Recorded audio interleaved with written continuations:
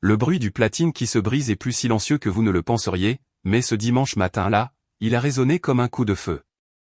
Ma nièce de 16 ans, Léa, ne m'a même pas regardé. Elle diffusait en direct pour ses abonnés. Elle avait arraché le bracelet vintage directement de mon poignet, le tenant devant la caméra et le qualifiant de « Camelot terni ».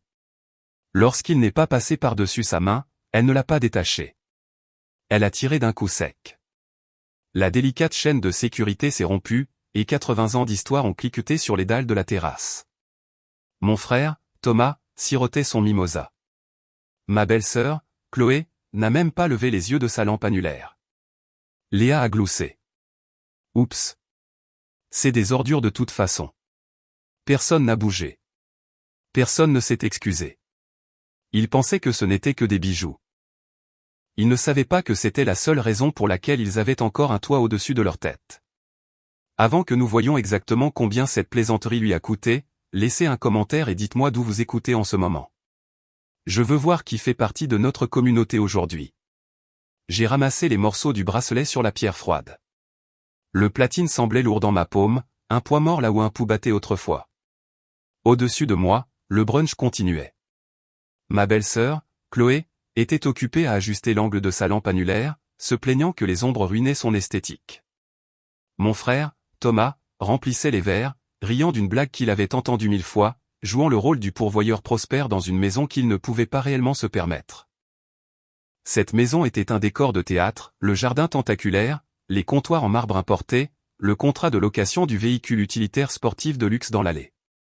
Tout cela était une performance de perfection financée par des cartes de crédit qu'ils avaient plafonnées et des renflouements qu'ils n'avaient jamais reconnus. Et j'étais l'équipe des coulisses.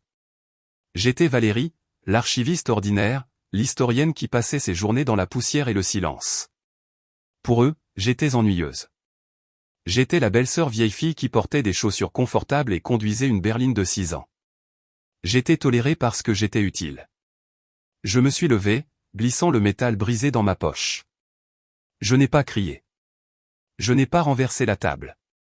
Une version plus jeune de moi aurait pleuré, les suppliant de comprendre la valeur sentimentale de ce que Léa venait de détruire. Mais la femme debout sur cette terrasse ressentait tout autre chose. C'était une clarté froide et clinique. Pendant des années, je m'étais demandé pourquoi je restais. Pourquoi payais-je leurs impôts fonciers lorsqu'ils faisaient face à une saisie immobilière? Pourquoi couvrais-je le coût de leurs vacances d'urgence? Pourquoi virais-je secrètement 55 000 € par an au Conservatoire supérieur de musique pour que Léa puisse jouer du violon, tout cela pendant qu'il se moquait de ma frugalité? J'avais l'habitude d'appeler cela de la gentillesse. J'avais l'habitude de me dire que j'étais le ciment qui maintenait la famille unie. Mais en regardant Chloé, qui montait maintenant les images de mon humiliation pour sa story, j'ai réalisé la vérité. Ce n'était pas de la gentillesse. C'était la chaîne invisible du survivant. Lorsque vous grandissez comme celle qui répare les choses, vous commencez à croire que votre seule valeur réside dans votre utilité. Vous croyez que l'amour est une transaction. Si vous payez la facture, ils vous aimeront. Si vous résolvez la crise, ils vous respecteront. Vous portez la chaîne volontiers parce que vous êtes terrifié à l'idée que sans elle, vous n'êtes rien. C'est une prison que vous construisez pour vous-même, brique par brique, chèque par chèque. J'avais passé 31 ans à croire que si j'endurais simplement assez de manque de respect, je finirais par gagner une place à la table. Je pensais que mon silence était digne. Je pensais que mon soutien invisible était noble. Mais en regardant Léa, qui s'ennuyait déjà et faisait défiler l'écran de son téléphone, j'ai réalisé que je n'avais pas été noble. J'avais été une facilitatrice. Je leur avais appris que j'étais une ressource naturelle à exploiter, et non une personne à respecter. Ils ne voyaient pas une sœur ou une tante debout là. Ils voyaient un appareil électroménager. Et quand un appareil électroménager se casse, vous ne lui présentez pas d'excuses. Vous lui donnez un coup de pied. Chloé m'a jeté un coup d'œil, agitant une main dédaigneuse. Ne fais pas une tête si tragique, Val. Il avait l'air vieux de toute façon. Tu peux probablement en tirer quelques euros pour la ferraille. Je l'ai regardé. J'ai regardé la maison que mon argent avait sauvée. J'ai regardé l'enfant que mon argent éduquait. La chaîne autour de mon cou ne s'est pas brisée. Elle s'est simplement dissoute. Je m'en vais, ai-je dit. Ma voix était calme, à peine un murmure au-dessus de la musique. Thomas ne s'est même pas retourné. D'accord, à la semaine prochaine. N'oublie pas le cadeau d'anniversaire de maman. J'ai traversé les portes coulissantes en verre, passé l'îlot de cuisine où les factures impayées étaient habituellement cachées dans un tiroir, et je suis sorti par la porte d'entrée. Je suis monté dans ma voiture. Je n'ai pas claqué la porte. Je l'ai fermée doucement. Le silence à l'intérieur du véhicule était lourd, mais il n'était pas vide. C'était le son d'un contrat qui expirait. Le trajet jusqu'à la maison fut un flou d'asphalte et d'adrénaline. Je n'ai pas fait d'excès de vitesse. Je n'ai pas brûlé de feu rouge. J'ai conduit avec la précision terrifiante de quelqu'un qui vient de réaliser qu'il tient le détonateur. Lorsque je suis entré dans mon appartement, l'air était calme et frais. Il sentait les vieux livres et l'encaustique au citron, un contraste saisissant avec le parfum suffocant de la fête de jardin de Chloé. J'ai posé mes clés sur le comptoir. Je me suis préparé une tasse de thé Earl Grey, regardant la vapeur monter dans la cuisine silencieuse. Mes mains étaient stables. J'ai porté la tasse à mon petit bureau dans le coin du salon et j'ai ouvert mon ordinateur portable. L'écran s'est allumé, illuminant les piles de boîtes d'archives qui bordaient les murs. C'était ma vie. Calme, ordonnée, et secrètement incroyablement coûteuse. Je me suis d'abord connecté à mon portail bancaire. Ensuite, j'ai ouvert une nouvelle feuille de calcul. Je l'ai appelé « Le grand livre des fantômes ». Pour la première fois depuis des années, j'ai commencé à taper les chiffres que j'avais gardés cachés dans ma tête. Les versements hypothécaires pour la première maison de Thomas lorsqu'il a perdu son emploi, 38 000 €. Le prêt pour la boutique de Chloé qui a fait faillite en 6 mois, 23 000 €. L'apport personnel pour leur maison d'exposition actuelle, inscrit comme un don pour qu'ils puissent être éligibles au prêt, 75 000 €. J'ai fixé les chiffres. Ils étaient stupéfiants. Chloé et Thomas se promenaient comme des membres de la royauté, publiant des photos de leur mode de vie luxueux, jugeant mes vêtements raisonnables et ma voiture vieille de 10 ans. Mais leur royaume était bâti sur une fondation constituée de mon argent. C'était l'illusion de pouvoir du portefeuille vide. Ils croyaient que dépenser de l'argent les rendait puissants. Ils croyaient que consommer les rendait importants. Mais le vrai pouvoir ne réside pas dans ce que vous dépensez. Il réside dans ce que vous contrôlez. Et je contrôlais tout.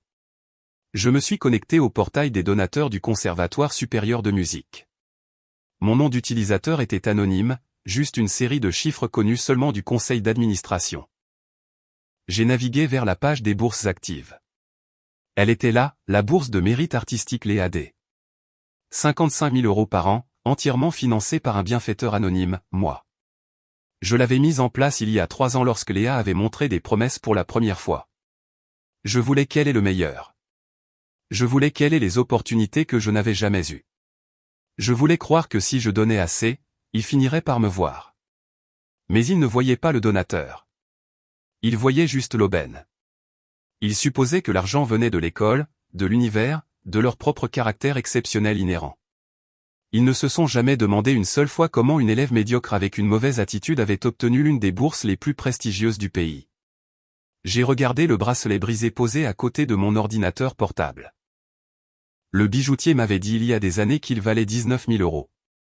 Mais sa valeur n'était pas dans le métal. Elle était dans l'histoire. C'était un symbole de dignité qui avait survécu des décennies seulement pour être brisé par une adolescente qui pensait que la valeur se mesurait en « like ». Les frais de scolarité de Léa pour 3 ans s'élevaient à 165 000 €. Le bracelet valait 19 000 €. Le calcul était simple. Ils avaient détruit quelque chose de précieux pour moi parce qu'ils pensaient que j'étais radine. Ils pensaient que je ne pouvais pas me permettre de belles choses. Ils ne réalisaient pas que je ne pouvais pas me permettre de belles choses parce que j'achetais leur vie entière. J'ai déplacé mon curseur vers l'onglet « Gérer le financement ». Mon doigt a plané au-dessus du pavé tactile. Je ne me sentais pas coupable. Je ne me sentais pas triste. Je sentais le poids froid et dur d'un bilan comptable qui s'équilibrait enfin. J'ai cliqué sur « Annuler le virement récurrent ». Une boîte de confirmation est apparue « Êtes-vous sûr de vouloir révoquer cette bourse ? Cette action est immédiate et peut affecter le statut d'inscription de l'étudiant. » J'ai cliqué sur « Oui ». L'écran s'est actualisé. Statut « Inactif ». Financement retiré. Je me suis adossé à ma chaise et j'ai pris une gorgée de thé. Il était encore chaud. Le silence dans l'appartement n'était plus solitaire. Il était coûteux. C'était le son de 165 000 € restant exactement là où il devait être. Le bug dans la matrice s'est produit à 9 h du matin le lundi. Mon téléphone a sonné. C'était Chloé. J'ai fixé son nom sur l'écran, ressentant un étrange sentiment de détachement. Elle ne m'appelait jamais le lundi. Les lundis étaient réservés à sa planification de contenu de « maman influenceuse ». J'ai répondu, gardant ma voix neutre. « Bonjour, Chloé ». Elle n'a même pas dit bonjour. « Val, Dieu merci tu as décroché. Nous avons une crise. Le conservatoire vient d'appeler Thomas. Ils disent que le paiement des frais de scolarité pour ce semestre a été rejeté. » Je me suis penché en arrière dans ma chaise, regardant un grain de poussière flotter dans un rayon de soleil. Rejeté. C'est étrange. C'est plus qu'étrange. C'est humiliant. Elle criait maintenant, sa voix perçante. Ils ont dit que la source de financement a été retirée. Retirée. Peux-tu croire à l'incompétence? Léa est au milieu des répétitions. Si ce n'est pas réglé aujourd'hui, ils vont la retirer du programme. J'ai pris une longue gorgée de café. Cela semble stressant. Stressant? C'est un désastre. Chloé a soufflé. Écoute, Thomas est inutile avec ce genre de choses, et je suis débordé avec un contrat de marque. Puisque tu travailles dans les archives et que tu sais comment fonctionne la paperasse, peux-tu les appeler? Tu sais, utiliser ta voix professionnelle? Dis-leur que c'est évidemment une erreur administrative et qu'ils doivent la réintégrer immédiatement. J'ai failli rire. C'était du Chloé tout craché. Même dans une crise causée par sa propre arrogance, elle essayait de me sous-traiter le travail. Elle ne pensait pas une seconde que l'argent avait réellement disparu. Pour elle, l'argent était juste quelque chose qui existait, comme l'air. C'était une ressource à laquelle elle avait droit. L'idée que quelqu'un l'ait délibérément retirée était impossible. Je ne peux pas les appeler, Chloé, ai-je dit calmement. Je ne suis pas une tutrice. Ils ne me parleront pas, fais semblant, a-t-elle claqué. Dis que tu es elle. Je ne sais pas, sa directrice commerciale. Règle juste ça, Valérie. Nous n'avons pas le temps pour ces bêtises. Je suis sûr que le donateur a ses raisons, ai-je dit, ma voix égale, dépourvue de la panique qu'elle attendait. Des raisons? Quelles raisons? Léa est un prodige. C'est juste un bureaucrate jaloux qui essaie de la saboter. Probablement quelqu'un qui a vu sa diffusion en direct hier et qui est devenu envieux de son mode de vie. L'ironie était si épaisse que je pouvais la goûter. Elle avait raison. C'était à propos de la diffusion en direct, mais pas à cause de l'envie à cause de l'exposition. Elle avait exposé leur cruauté à la seule personne qui comptait. Je ne peux pas t'aider, Chloé, ai-je dit. Vous devrez gérer celle-ci vous-même. J'ai raccroché avant qu'elle ne puisse crier à nouveau. J'ai mis mon téléphone en mode silencieux. Le silence qui a suivi n'était pas vide. Il était lourd de la connaissance de ce qui allait arriver. Ils étaient sur le point de heurter le mur de la réalité, et pour la première fois de leur vie, je n'allais pas être là pour mettre un oreiller entre eux et l'impact. La phase de déni a duré exactement 48 heures. Mercredi, elle avait caillé en posture de victime. Chloé a posté une vidéo dans sa story Instagram. Elle pleurait, se filtrant en noir et blanc pour paraître plus tragique. Les gars, je tremble littéralement en ce moment, a-t-elle chuchoté dans son téléphone.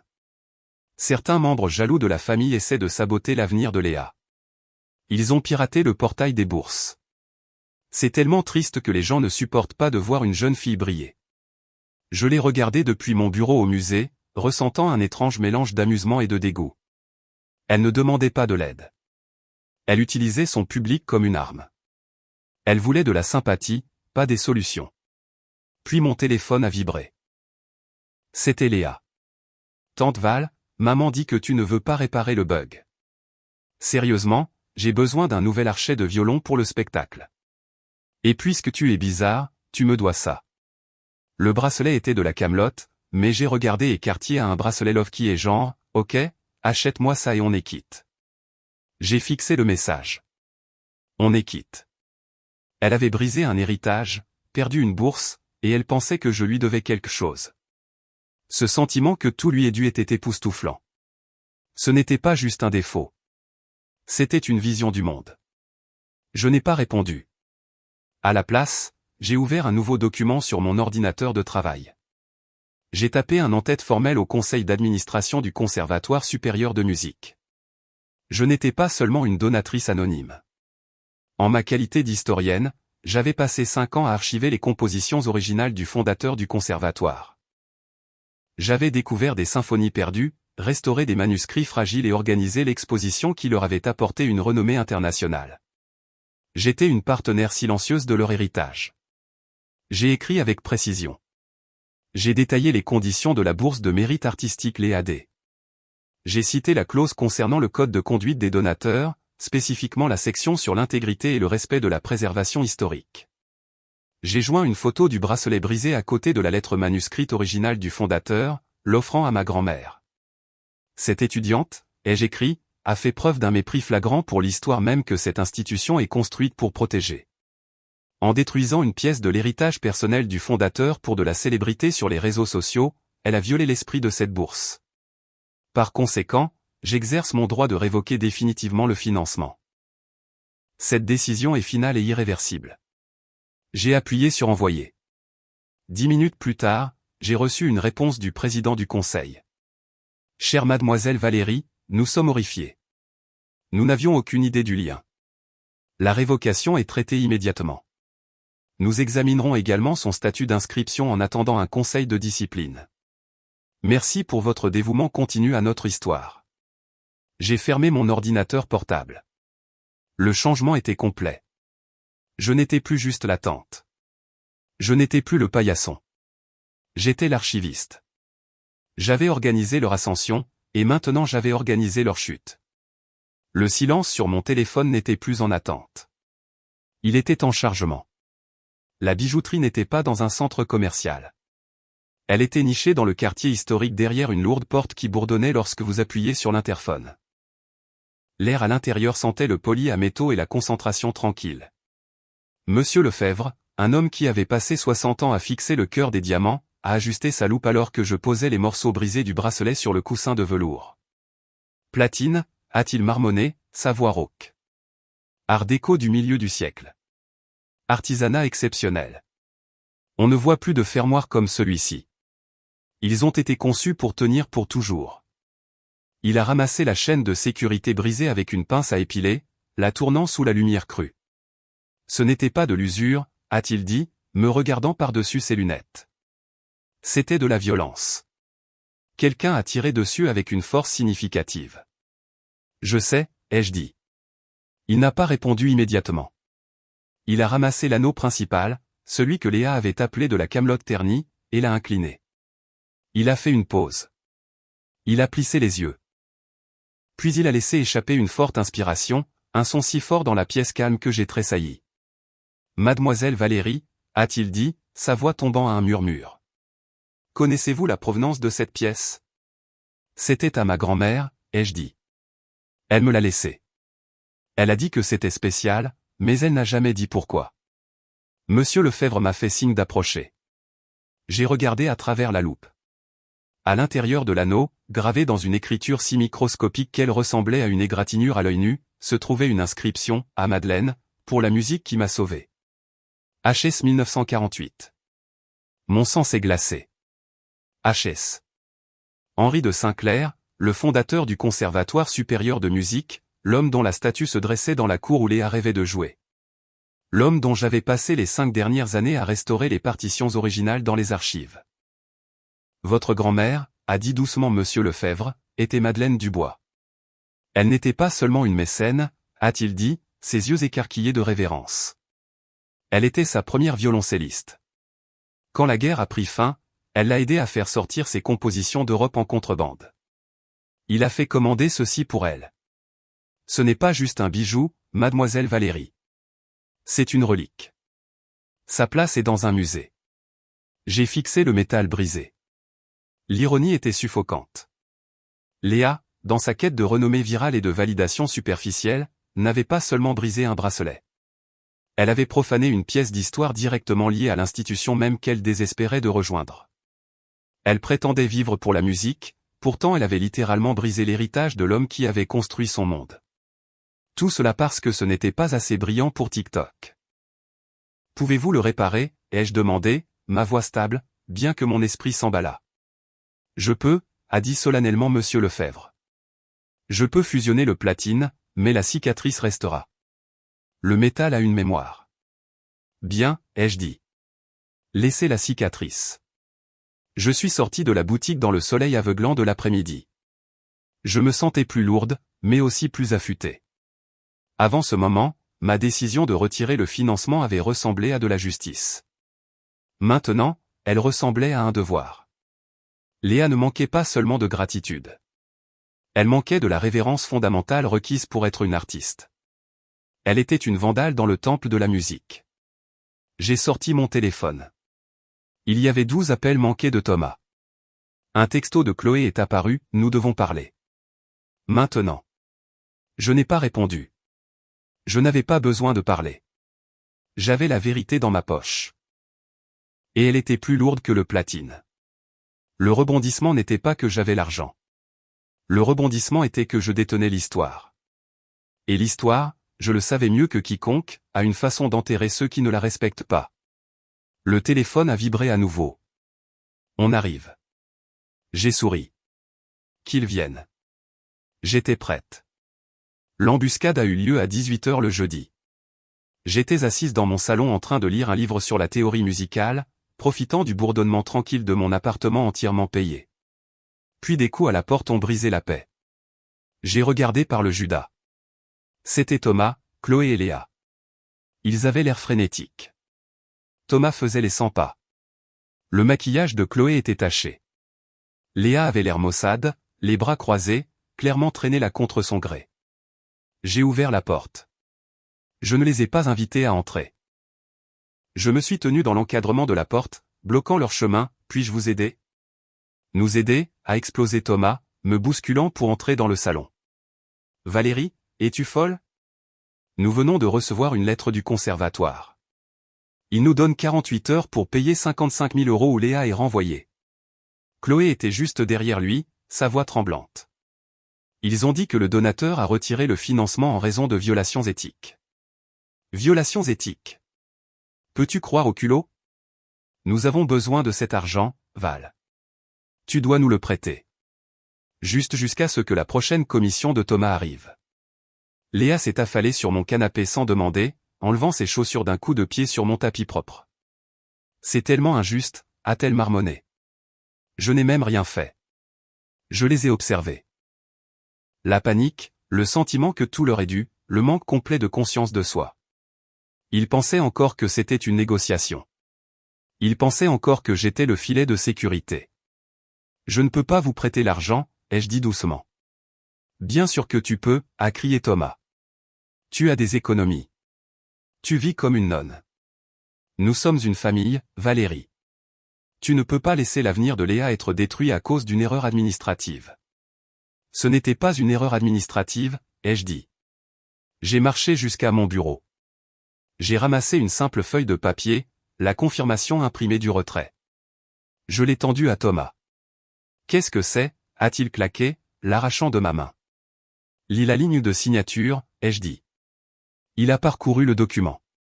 Ses yeux se sont arrêtés en bas. Son visage est devenu pâle. Il a levé les yeux vers moi, puis a regardé à nouveau le papier. Signature du donateur, Valérie Dubois. Toi, a chuchoté Chloé. Tu étais la donatrice? Pendant 3 ans, ai-je dit. 165 000 € payés trimestriellement, anonymement. Mais pourquoi, a balbutié Thomas. Pourquoi ne nous as-tu rien dit? Parce que je voulais que Léa réussisse par son propre mérite, ai-je dit. Et parce que je savais que si vous saviez que l'argent venait de moi, vous ne le respecteriez pas. Vous le traiteriez comme tout ce que je vous donne, attendu, jetable, dû. Chloé s'est effondrée sur la coudoir du canapé. Mais tu l'as annulé. À cause du bracelet? Pas seulement le bracelet, ai-je dit.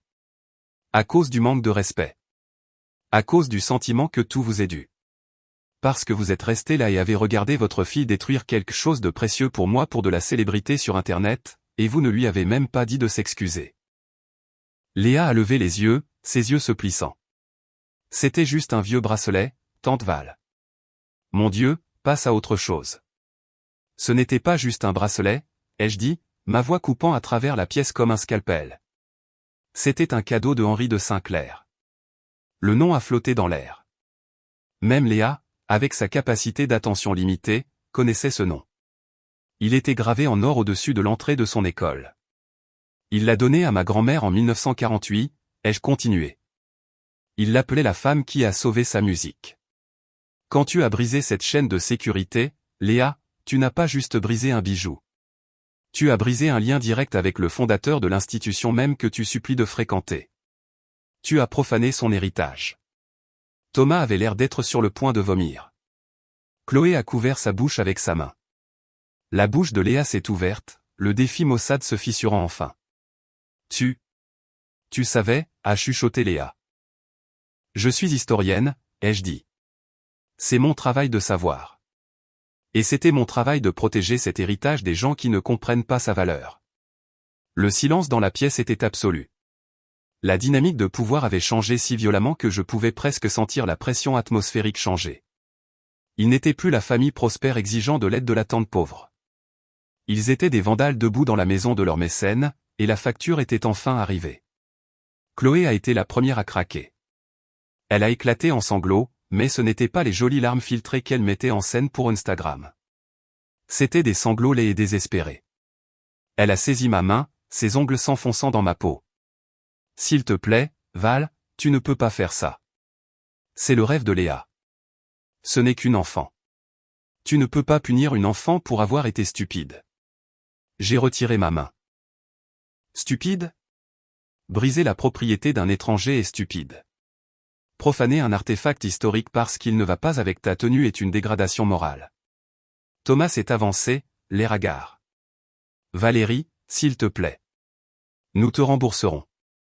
Je le jure. Rétablis juste la bourse. Si elle est renvoyée maintenant, elle n'entrera jamais au conservatoire de Paris. Sa vie sera finie. Sa vie ne sera pas finie, ai-je dit. Elle sera juste différente. Elle sera méritée. J'ai regardé Léa. Elle ne pleurait pas. Elle fixait le sol, le visage brûlant d'un mélange de honte et de fureur. Je ne détruis pas son avenir, Thomas, ai-je dit, ma voix douce mais inflexible. Je le sauve. Ils m'ont regardé, confus. Si je la renfloue maintenant, ai-je continué, si je la laisse croire qu'elle peut briser l'histoire et traiter les gens comme des ordures sans conséquence, elle grandira pour devenir un monstre. Elle aura du talent, oui, mais le talent sans caractère et sans valeur. C'est une maison bâtie sur du sable. J'ai marché jusqu'à la porte et je l'ai tenue ouverte. L'air frais du soir s'est engouffré, dissipant l'atmosphère étouffante de prétention. Je plante une graine, leur ai-je dit. C'est une graine dure, et elle va être amère à avaler.